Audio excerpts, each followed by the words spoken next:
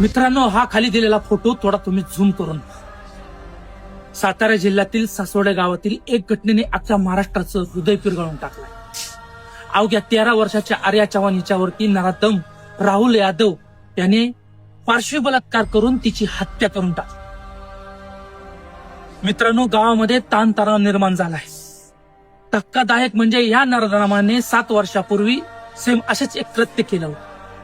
तिच्या आई वडिलांनी त्याच्या विरोधात साक्ष दिली म्हणून त्याचा बदला घेण्यासाठी या नराधमाने आर्याला मारून टाकले. सांगायचं तात्पर्य हेच आहे की 4 दिवस सोशल मीडियावरती पोस्ट टाकून किंवा निषेध व्यक्त करून किंवा 2 दिवस मेणबत्त्या पेटवल्याने आपल्या बहिणीला न्याय मिळणार नाही.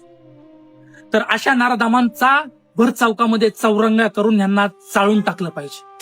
तरच आपल्या महाराष्ट्रातील मुली आया बहिणी सुरक्षित राहतील. जय महाराष्ट्र, जय शिवराय.